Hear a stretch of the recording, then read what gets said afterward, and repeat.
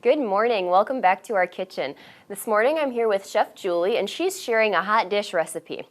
Julie, what do you have for us today? We are making frittata cups today, and they're really fun because they're mini, and everyone loves mini food. And we're putting some really fun seasonings and veggies and that sort of thing in there. Excellent. So let's start with the basics. What's a frittata? Great question. So frittata is an open-faced omelet, or I guess we could call it a crustless quiche. Excellent. That's perfect for somebody who has to eat gluten-free like me because I can't have a quiche because of the crust. Right. So this is a great option. How would we make it if we weren't making it mini? Yes, so we would actually make it, we would start with it on the stove. So you would want a greased, like a skillet, and you would put everything that we're gonna put together here, which I'll show you in a minute, and get the bottom cooking and then stick it into a hot oven so that the whole thing can bake. And then you basically cut it like a quiche or like a pie into So with triangles. that, because it has to go from stovetop into oven, does it need to be a cast iron skillet? No, it doesn't have to be. You could just use your standard skillet at home. Oh, okay. It's good to know. Yeah, so let's get started. So we have 6 eggs, and I'm gonna go ahead and beat those just a little bit so we can get them broken up just a little bit. All right. And then if you would like to, you could put a little bit of salt and pepper in there. The job that she allows me to. Yes, I will let you do the salt and pepper. Yes. It's the little things. Do you notice I'm not measuring, just like you I like wouldn't? that. I like that. I don't like to measure, so perfect. So we have those, and I'm just gonna set that aside. And then we have 2 seasonings. So we have crushed red pepper in here, and then dried thyme. Now, dried thyme, if we wanted to use fresh, would we use the same amount? No, you would want to double it. So Okay. I think this is about a half a teaspoon, and so you'd want to use a teaspoon of the fresh. You just want to chop it up real nice. And then the crushed red pepper is going to give a little bit of heat. So if you like things spicy, you could add even more. Okay. Like if I were at home, I would add a lot more, but we also have some garlic. So I'm going to go ahead and put that in. This is just minced, so it's fresh garlic. And I like to buy the kind in the bag that's already peeled. Makes life easy. Well, the other thing you can do is get the kind in the little jar that's in produce that's already chopped up. That's my favorite way to do it. Anything to make life simple, right?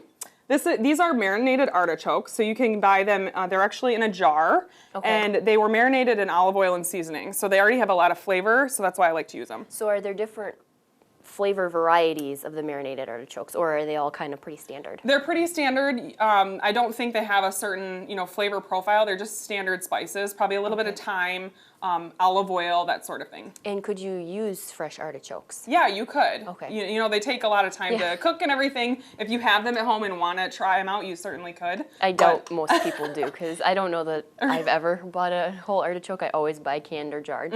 Yeah, and there are canned artichokes too. They're just not marinated, so they don't have a ton of flavor to begin with. Okay. But if you wanted to kind of marinate your own, you could use the canned and then make up your own seasonings with olive oil. It's endless. We'll let Chef Julie do that. Yes, so that's what we have. So everything just gets mixed up. Okay. So as you can see, it's really simple. And then we have a greased muffin tin here. Oops, thanks. And I'm just gonna pour a little bit. I'm gonna fill it about 3/4 of the way up. I feel like if I was doing this at home, I would have a disaster because I would might. pour it all over And that's okay. everything. So we're gonna go ahead. I'm just gonna help it out a little bit here so that we get a little bit of artichokes in there. And then of course So wash my interesting. hands because I don't want raw egg all over me. And that's it.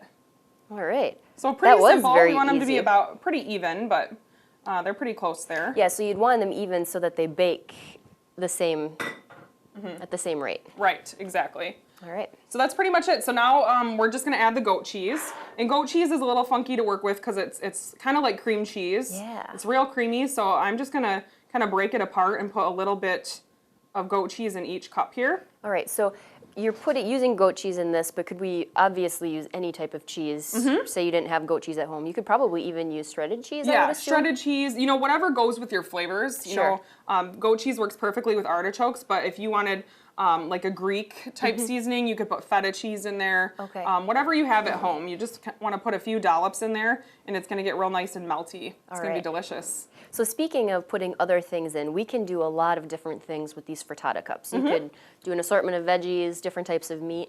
Yes, you could use, I love the turkey sausage crumbles that you can get. Those are already cooked, so you can just put those right in. You could use, if you had like Canadian bacon cooked up or bacon, you could put just a little bit of that in there. Oh, sure, and do almost like a ham and cheese Yeah, type. omelet in a cup. Yeah, ham and cheddar cheese would be perfect. Probably something that the kids would like. I know this is a little bit funky, Yeah. so something like that would be perfect. Well, and actually, on your Hot Dish blog, you have 3 different recipes for muffin tins. One is actually a taco and egg bake, which would be a really fun twist. And you can actually freeze all of these too, so you can have stuff easy breakfast in the freezer. Yeah, I know. You can do so many things, and they're really, I mean, they're kid-friendly and they're portion-controlled, so adults love them too. But you could make macaroni and cheese, you know, with some broccoli or some other veggies in there. You could do mini lasagnas. There's so many different things you can do, and the kids can get involved, so it's really fun. Yeah, and I know one of the other things you have on your blog is the mini muffin tin pizzas. Those are a great way for kids to get involved as well. Or the blueberry pancakes. Oh, yes. I can't have those, but right. I appreciate you bringing them up to remind me. And this is our final product? Yeah, so we baked them at 350 for about 25 minutes, depending on your oven, but you just want to make sure that the egg is set. All right. Super simple. If you'd like this recipe or any of the other muffin tin recipes from Chef Julie, you can visit our website at festfoods.com. Just click on the health and wellness link. So that just leaves one question, Julie. Do you know the Muffin Tin Man? Great joke. See you later, everyone.